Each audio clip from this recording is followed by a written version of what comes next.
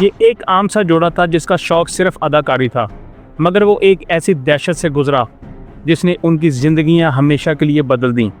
آج کی کہانی آپ کو بتائے گی کہ کیسے خوفناک حادثات کے بعد لوگ اپنے قدموں پر کھڑے ہوتے ہیں۔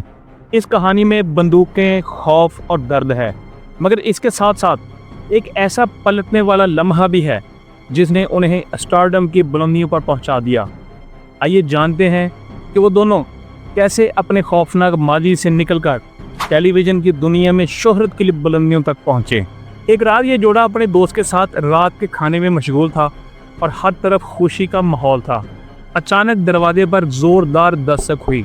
جب انہوں نے دروازہ کھولا تو سامنے دو نقاب پوش بندوقوں والے کھڑے تھے۔ انہوں نے پیٹ اور اس کی بیوی فرانسن اور ان کی مہمان خاتون کو حکم دیا کہ اگر وہ زندہ رہنا چاہتے ہیں تو فوراً خاموش ہو جائیں۔ اس لمحے میں کسی کے پاس بھی ہمت نہیں ہوتی کہ وہ ان درندوں کے سامنے کھڑا ہو سکے۔ ایسی دہشت ناک صورتحال میں مزاحمت کا مطلب ہوتا ہے موت کی دہلیز پر قدم رکھنا۔ آپ یہ جان کے حیران ہوں گے کہ جس وقت یہ اسلحہ بردار لوگ ان کے گھر میں داخل ہوئے تھے تو یہ کوئی دولت مند جوڑا نہیں تھا، بلکہ یہ محض عام سے اداکار تھے جن کو اس وقت بالکل معلوم نہیں تھا کہ یہ دونوں آدمی ان کے گھر کیا لینے آئے ہیں۔ دہشت کا ماحول تھا، ان کے پاس اسلحہ موجود تھا۔ جیسے ہی وہ دونوں گھر میں داخل ہوتے ہیں تو تھوڑی دیر بعد گھر والوں کو حکم دیتے ہیں کہ وہ یہاں سے اٹھیں۔ وہ دونوں ڈاکو بھائی تھے اور ان کی خوفناک کہانی آگے آپ کو سنائیں گے۔ ان دونوں نے پیٹ، فرانسن اور ان کی دوست خاتون کو گن پوائنٹ پر قابو کیا اور اوپر بیڈ روم میں لے گئے۔ وہاں انہیں بندوق کی نوک پر باندھ دیا گیا۔ ان کو باندھنے کے بعد ایک ڈاکو فوراً نیچے چلا گیا اور پورے گھر کی تلاشی لی۔ جو بھی قیمتی سامان اس کے ہاتھ لگا اس نے بے دریغ لوٹنا شروع کر دیا اور سامان کار میں بھرتا گیا، جبکہ دوسرا بھائی اوپر بندوق تانے ان کے سر پہ کھڑا تھا۔ وہ تینوں بہت زیادہ خوفزدہ تھے۔ انہوں نے نہ تو کوئی مزاحمت کی اور نہ ہی ان کے دماغ میں اس وقت آ رہا تھا کہ پولیس کو کیسے اطلاع دیں۔ اس دوران فرانسن نے کوشش کی کہ ڈاکو سے بات چیت کرے۔ وہ اس سے درخواست کرتی ہے کہ براہ کرم ان کے ساتھ کوئی بھی غلط کام نہ کریں، نہ ان کو ماریں، لیکن جب وہ اس کے ساتھ بات چیت کر رہی تھی تو ساتھ ہی ساتھ وہ اس کے چہرے کو یاد کرنے کی کوشش کر رہی تھی کہ اگر وہ زندہ بچ گئی تو پولیس کو اس کے چہرے کے خد و خال بتائے گی۔ جب ڈاکو نے نوٹ کیا کہ فرانسن اس کے چہرے کو غور سے دیکھ رہی ہے اور اس کو چکر دینے کی کوشش کر رہی ہے تو وہ اس کی طرف بڑھا، اس کے سر پر بندوق رکھی اور پھر اس بدبخت نے اس کے ساتھ ایسا ناقابل بیان فعل کیا جس کا ذکر ہم یہاں نہیں کریں گے، لیکن سمجھنے والے سمجھ گئے ہوں گے کہ اس ڈاکو نے اس خاتون کے ساتھ کیا کیا ہوگا۔ آپ اس کی خباثت کا اندازہ اس بات سے لگا سکتے ہیں کہ پہلے اس نے فرانسن کو اپنی ہوس کا نشانہ بنایا اور پھر اس بے حیائی کا مظاہرہ اس کی مہمان دوست کے ساتھ بھی کیا۔ پیٹ یہ سب کچھ اپنی آنکھوں سے ہوتا دیکھ رہا تھا، لیکن چونکہ اس وقت وہ رسیوں سے بندھا ہوا تھا، بے بس تھا اور وہ چاہتے ہوئے بھی ان کی مدد نہیں کر پا رہا تھا۔ بہت مشکل حالات تھے پیٹ کے لیے اس وقت۔ اس خوفناک واقعہ اور لوٹ مار کے بعد وہ دونوں بھائی پیٹ کی کار میں فرار ہو گئے۔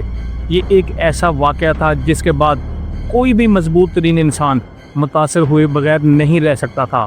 یہ جوڑا اور ان کی مہمان خاتون بھی بہت زیادہ خوفزدہ ہو گئے اور وقت ضائع کیے بغیر انہوں نے فوراً پولیس سے رابطہ کیا تاکہ ان مجرموں کے بارے میں آگاہی فراہم کی جا سکے اور پولیس ان کو گرفتار کر سکے۔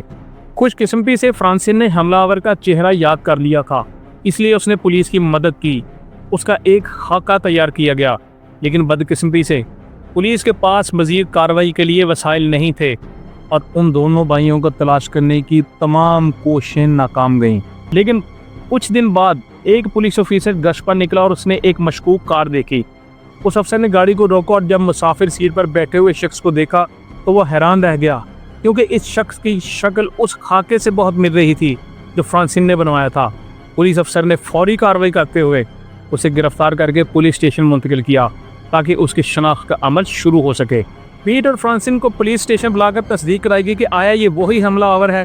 جب وہ جوڑا وہاں پہنچا تو انہوں نے دیکھا کہ ان کے علاوہ وہاں بھی کئی اور لوگ موجود تھے جو مختلف جرائم کے حوالے سے ان بھائیوں کی شناخت کرنے آئے تھے۔ شناخت کے بعد ان بھائیوں پر مقدمہ چلایا گیا اور ثبوتوں کی روشنی میں عدالت نے ایک بھائی کو 2 مرتبہ عمر قید کی سزا دی، جبکہ دوسرے بھائی کو کچھ کم سزا ملی۔ پیٹ اور فرانسن کو اس خوفناک صدمے سے باہر آتے آتے 23 سال لگ گئے۔ معاملہ ہی اتنا گمبھیر تھا، مگر ان کی کہانی کا اختتام یہاں نہیں ہوا۔ اس جوڑے نے اس المناک حادثے کے بعد اپنی زندگی کو مضبوط بنانے کا فیصلہ کیا اور برسوں بعد ایک ٹیلی ویژن شو بنایا، مگر اس شو میں انہوں نے اس خوفناک ڈکیتی کا یا اس کے باقی معاملات کا کوئی ذکر نہیں کیا۔ پیٹ کا اصل نام پیٹر مارک تھا، جس نے اس شو کو پروڈیوس کیا، اور فرانسن کا اصل نام فران ڈریشر تھا، جس نے اس شو میں اداکاری کی۔ یہ شو 1990 کی دہائی میں بے حد مقبول ہوا اور اسے دی نینی کے نام سے جانا گیا۔ یہ شو اب تک کے سب سے مشہور سیٹ کامز میں سے ایک ہے۔ فرانسین اس کے بعد اسکرین ایکٹرز گلڈ کی صدر بھی بنی۔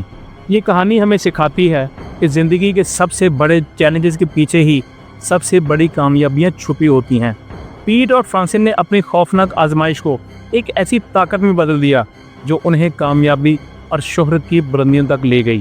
ان کی کہانی ہمیں یاد دلاتی ہے کہ تاریک ترین لمحوں میں بھی امید کی ایک کرن چھپی ہوتی ہے، بس ہمیں اسے تلاش کرنا ہوتا ہے۔